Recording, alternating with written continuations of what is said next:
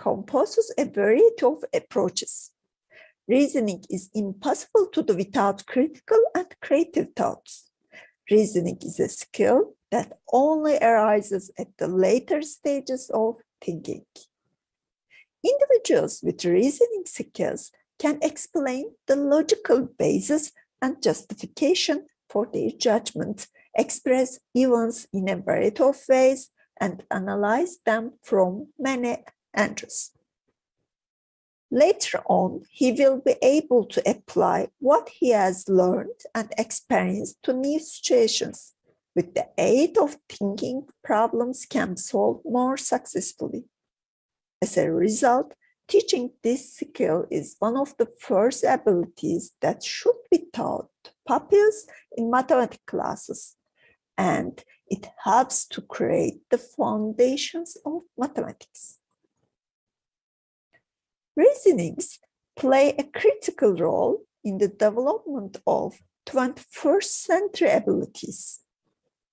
The way this topic, which is so important, is treated in the literature differs widely.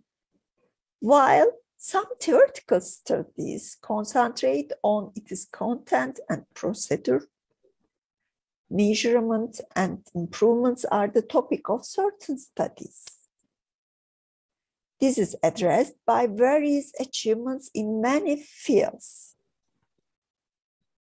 As a result, it is critical to track the progression and trends in reasoning research.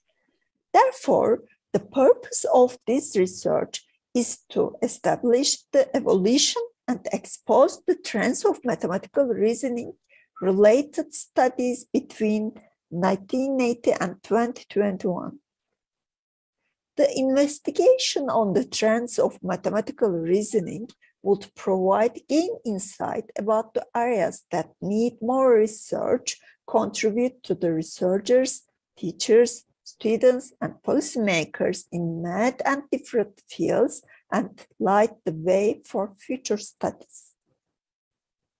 This study used a descriptive approach to map the mathematical reasoning research literature by focusing on displaying the trend in the overall pictures of mathematical reasoning studies during the last 42 years.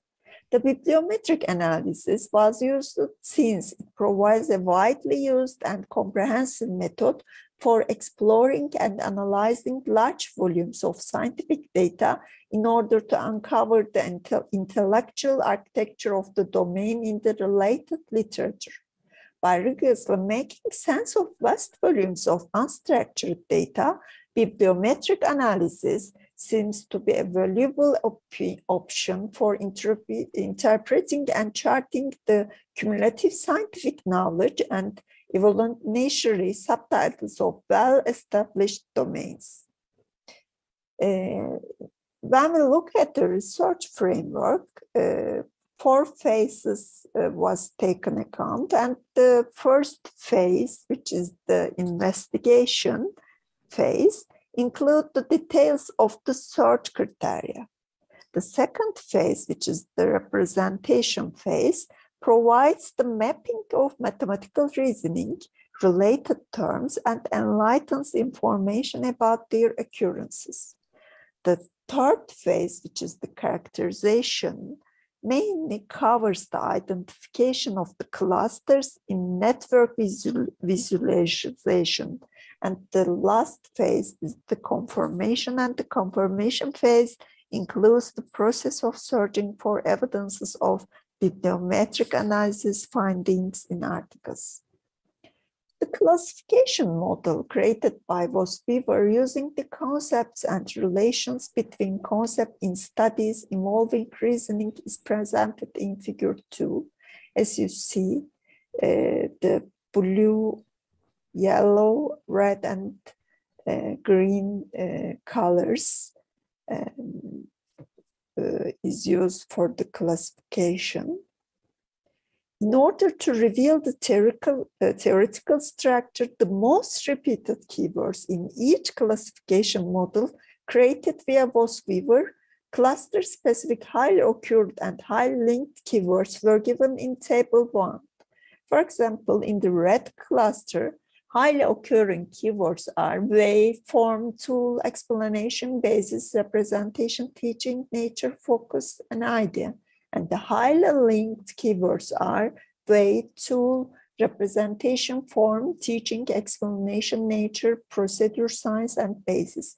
In the green cluster, child, effect group, school measure, program, evidence, intervention, training, outcome are the highly occurring keywords. Highly linked keywords are that represent total link strength are child, effect group, school program, measure, intervention, training, evidence, and control group. The blue cluster contains the highly occurring keywords, which are test, performance, model, grade, type, relationship, age, assessment, function, and item. And highly linked keywords are test, grade, performance, model, type, relationship, age, assessment, function, and math. And the last cluster is the yellow cluster.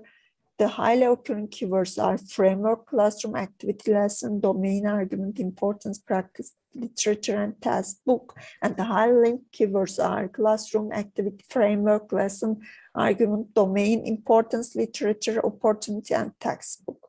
The following theoretical structure has been revealed by considering the most repeated verbs, the relations between these verbs, and the predestination. In support of this theoretical structure, this structure has been verified by the studies that best reflect each classification. It has been observed that studies on the operation of the reasoning process in the red-colored classification are intensively involved. In these studies, in addition to the operation of the logical and systematic thinking process of reasoning in learning environments, this process also addressed in interdisciplinary fields.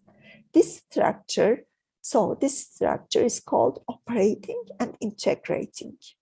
In green-colored classification, it is noteworthy that there are studies on the comparison and verification of the reasoning process. It is noticed that, especially in these studies, there are experimental explanations. So this structure is named as comparing and justifying. When the classification shown in blue is taken into account, besides the measurement and evaluation of the reasoning process, it is aimed to monitor its development. So these studies seems to be predominantly involved. So this structure is defined as measuring and monitoring. In yellow-colored classification, it has been determined that it includes studies on the scope of the reasoning process and mainly on the basic concept related to learning environment. So this structure is expressed as grounding and reflecting. Identifying biometrical cluster and using maps to visualize the mathematical reasoning terms were analyzed. Categorizing the documents based on publishing years, number of publication, keywords, and countries will also be studied. This research, which reveals other concepts in which mathematical reasoning is linked to developmental stages over time, will aid academics, instructors, students, and policymakers in math and other fields in gaining insight into areas that require further investigation, as well as pave the way for future research. So, thank you for listening. Arzu Aydoğan hocamıza teşekkür ediyoruz. Teşekkür ederim. Katılımcılarımızdan sorusu olan var mıdır? Belki diğer katılımcılar düşünürken ben hocam eğer yanlış kaçırdıysam kusura bakmayın. Hangi veri tabanlarından kaç tane makaleyi dahil ettiniz bu bibliometrik analize? Yani kaçırdıysam da kusura bakmayın. Yok, rica ederim hocam. Burada kriterler olarak anahtar kelime mathematical reasoning alındı. Type of article'da SSCI ve SSCI expanded makaleler alındı. Language English alındı, yani dil İngilizce alındı ve sayı 210 çalışma makale üzerine toplandı. Bu sunumu hazırlarken hocam sadece bu ilk işte kümeleme çalışmasını yetiştirebilmiştik. Daha sonrasında akıl yürütme ile ilgili yıllar bazındaki ilişki düzeylerine de bakabildik. Küçük küçük notlar, bu sunumda olmayan şeyler söyleyebilir miyim Ramazan hocam? Tabii. Tamam. Bu yıllar bazındaki ilişki düzeylerine baktığımızda özellikle günümüzde öğretmen eğitimiyle birlikte sınıf içindeki deneysel ve müdahaleli uygulamalar ile bunun zekaya ve uzamsal beceriye olan etkilerinin sorgulayıcı bir yöntemle ele alıp etkililiğini tartışan çalışmalar son dönemde yer aldığını gördük. Yoğunluk haritasına baktığımızda ise okullardaki uygulamalarda yer alan öğretim etkinlikleriyle öğrenciler üzerindeki akıl yürütme sürecine dönük etkileri farklı yollarla ele alan çalışmalar son dönemde yaygın görünüyordu. Trend'e baktığımızda çalışma sayısının eğilimine 2010'dan sonra çok büyük bir artış olduğunu gördük. Yani artan bir eğilim söz konusuydu 2010 itibariyle. Daha sonra yıllar bazında, yani 10 yıllık bazda 1990, 99, 2000, 2009, 2010, 2019 ve 2020, 2021 aralığında en sık tekrar eden kullanılan kelimelere, anahtar kelimelere baktığımızda özellikle 1990-99 yılları arasında ağırlıklı olarak akıl yürütme performansının ölçülmesine ve karşılaştırılmasına yönelik çalışmalar ön plana çıkıyormuş. 2000-2009 yılları arasında ise öğrencilerin akıl yürütme performansının problem odaklı ölçülmesinin yanında gelişiminin doğası ve ilişkileriyle birlikte izlenmesiyle ilgili çalışmalar yapılmış.